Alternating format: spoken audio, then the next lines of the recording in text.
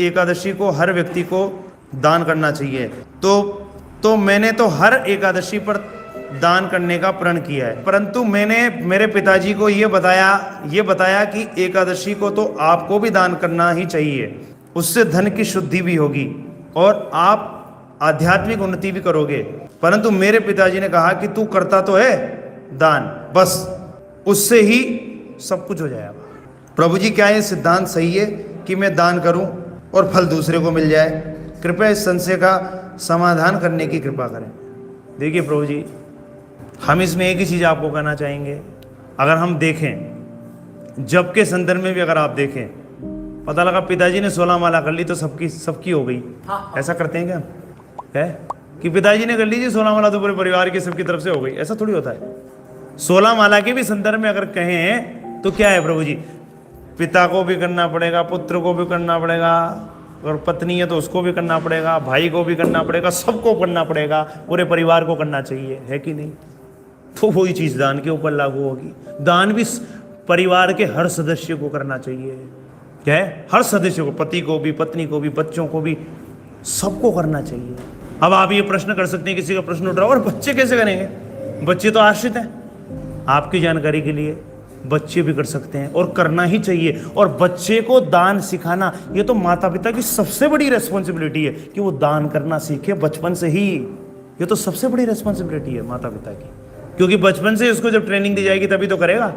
इसलिए बच्चों को भी, अब आओ बच्चा कैसे कर सकता है? बच्चे को भी पॉकेट मनी तो मिलती है ना, वो उसकी सैलरी है कि नहीं? उसकी सैलरी, वो उसकी सैलरी है, तो उसमें से करे। वो क्या करे प्रभु जी? उसका फालतू में दुरुपयोग करने की जगह उससे क्या करना सीखे? वो दान। उसको ऐसा ट्रेनिंग दी जानी चाहिए बचपन से, उसको सिखाना चाहिए माता पिता को। एकादशी के दिन तो प्रभु जी क्या है, दान किया जाना ही चाहिए। और जो आपके पिताजी ने कहा कि तूने कर लिया हो गया, ऐसा नहीं होता। पिता को भी करना चाहिए, बिल्कुल निश्चित रूप से करना चाहिए। और बिल्कुल सही एडवाइस दिया आपने पिताजी को, सबको करना चाहिए। अगर हम प्रसाद की भी बात करें, इस हिसाब से देखें तो आप भी बोल सकते थे कि पिताजी एक काम करते हैं, मैं ही प्रसाद में पाता हूँ ही, आपका भी हो गया काम। क्या है? मैं पा लेता हूँ, अब क्या जरूरत है आपको पाने की, मैंने पा ही लिया। नहीं, प्रसाद तो मुझे भी चाहिए बेटा अलग से। और जब दान की बात आई तो तूने कर लिया ना, हाँ, या नाम की बात आई तू कर लेता है ना। ये बहुत बड़ी प्रॉब्लम है हिंदू समाज के अंदर। पति भी बहुत करते हैं। जब पत्नी कहती है चलो मेरे साथ सत्संग में, नहीं तू जा रही है ना, हो जाएगा मेरा काम। हाँ, काम हो जाएगा, मतलब जय गौरहरि हो जाएगा आपका, कुछ नहीं होगा आपका। ये ध्यान रखिएगा। इसलिए इसको समझिए, सबको करना चाहिए। पत्नी है उसको भी करना चाहिए, पति को भी करना चाहिए, बच्चों को करना चाहिए, सबको करना चाहिए। और अगर कोई और भी बुद्धिमान है, क्या है प्रभु जी, और भी बुद्धिमान है, तो खुद को तो करना ही चाहिए, अपने पूरे परिवार को तो प्रेरित करना ही चाहिए करने के लिए। उसके अलावा जो अन्य लोग भी हैं उनको भी इंस्पायर करना चाहिए। जो रिश्तेदार है, जो रिश्तेदार हैं, उन सबको भी प्रेरित करना चाहिए। क्योंकि वो और कुछ करें ना करें, हो सकता है भगवान का नाम भी ना लेते हो, किसी थ्रू तो भगवान से जुड़े, किसी न किसी तरीके से तो जुड़े वो। क्योंकि समझो प्रभु जी, आप ये ध्यान रखिएगा, जो धन आता है ना प्रभु जी, जो धन प्राप्त होता है वो शुद्ध नहीं होता हमारे पास में। क्योंकि समझो आप धन अर्जित करने में, जैसे मान लीजिए कहीं नौकरी कर रहे हो आप, ठीक है, आपको 50,000 रुपये सैलरी मिल रही है, तो उसे कहीं गुना कमाता है मालिक, तभी तो देता है, ठीक है जी। और वो जो मालिक है, जब वो आपने उसको सपोर्ट किया तभी तो आपको सैलरी मिली। और फिर वो जो उससे पैसा मिलता है उससे वो क्या करता है, इंद्रिय तृप्ति। तो वो इंद्रिय तृप्ति उसने करी दवा करके, आपने भी उसको पैसा मिले उसमें सहयोग तो किया ही है।